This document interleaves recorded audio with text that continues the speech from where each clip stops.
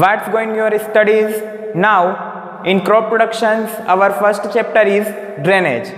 Now we start. Our first question is what is drainage? Drainage क्या है? जल निकास क्या है? पहले मैं आपको स्पष्ट कर देता हूं कि ड्रेनेज की प्रक्रिया क्या होती है, ड्रेनेज किसे कहते हैं।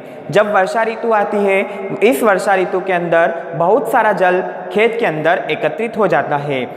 फसलों को हम इतना अत्यधिक पानी अगर देंगे तो फसलें क्या हो जाएगी, नष्ट हो जाएगी।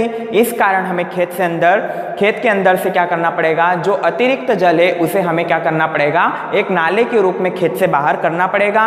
अतः इस प्रक्रिया को या इस पूरी प्रोसेस को या इस प्रोसीजर्स को हम क्या कहेंगे, ड्रेनेज कहेंगे। Drainage, what is drainage? जल निकास क्या है? ध्यान रखिएगा, drainage is the process of removal of excess water from the soil bye artificial means.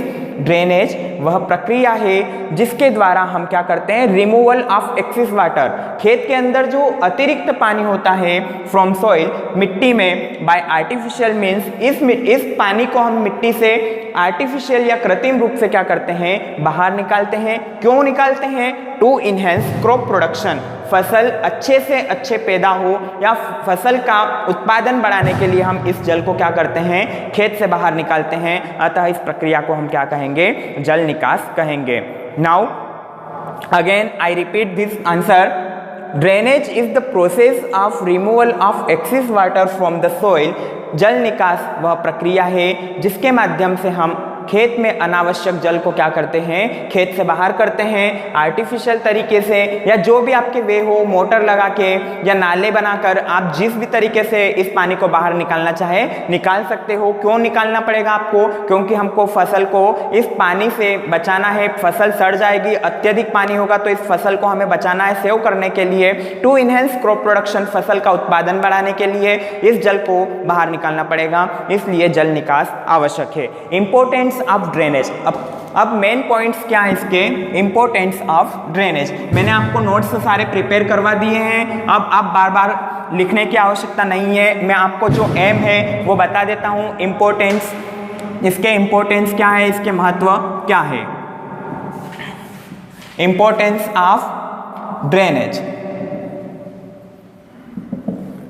First importance है अपना मेन purpose of drainage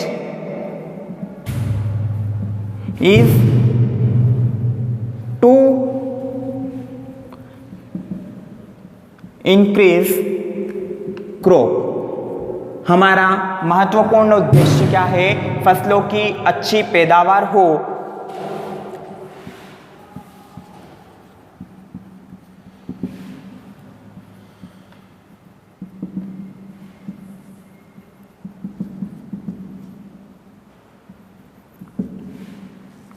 अपना सेकेंड एम्बिशंस क्या है, improving physical condition of land.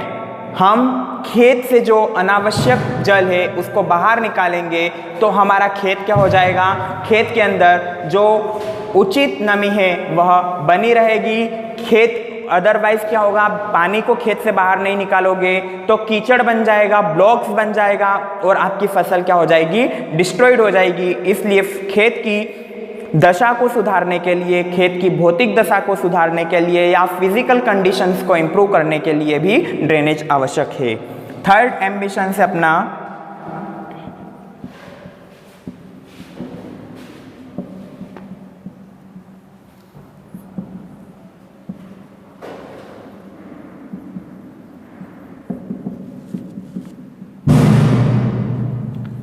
हमें खेत के तापमान को भी क्या करना पड़ेगा, नियंत्रित करना पड़ता है।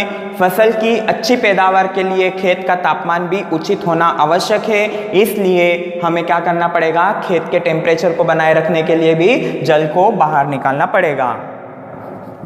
अगला है अपना point, controlling the lands for making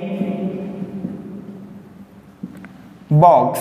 box का मतलब होता है दलदल या कीचड़। खेत को दलदल बनाने से या खेत के अंदर कीचड़ को नहीं बनने के कारण हम क्या करेंगे, ड्रेनेज का इस्तेमाल करेंगे।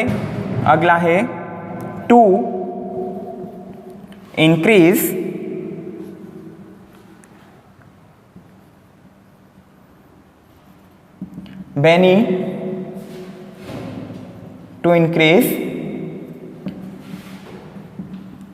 Beneficial bacterias. अब क्या होता है कि बैक्टीरियाज जो होते हैं, जीवाणु जो होते हैं, दो प्रकार के होते हैं, जो फसलों के लिए लाभदायक भी होते हैं और क्या होते हैं, नुकसानदायक भी होते हैं। अगर खेत के अंदर क्या होगा, बहुत सारे पानी जमा हो जाएगा, एकत्रित हो जाएगा, तो उसमें बहुत सारे इंसेक्ट जो हैं वो भी पनप जाएंगे, बैक्टीरियाज जो हैं वो भी पनप जाएंगे, वायरस जो हैं वो भी पनप जाएंगे। तो इस प्रकार की सिचुएशंस को रोकने के लिए क्या होता है, ड्रेनेज को रोकना आवश्यक होता है। अतः ड्रेनेज का उचित निर्धारण करना पड़ता है to increase the beneficial bacteria. अगर हम अतिरिक्त पानी को हटा देंगे तो खेत के अंदर जो लाभदायक जीवाणु हैं वही बने रहेंगे।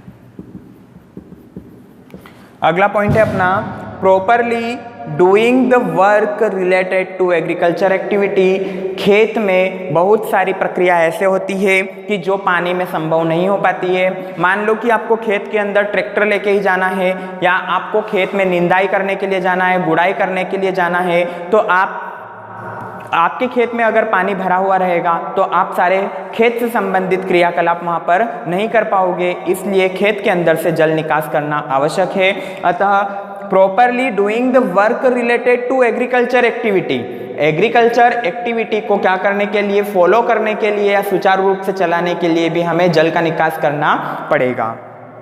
अगला है अपना and last point, saving crop to be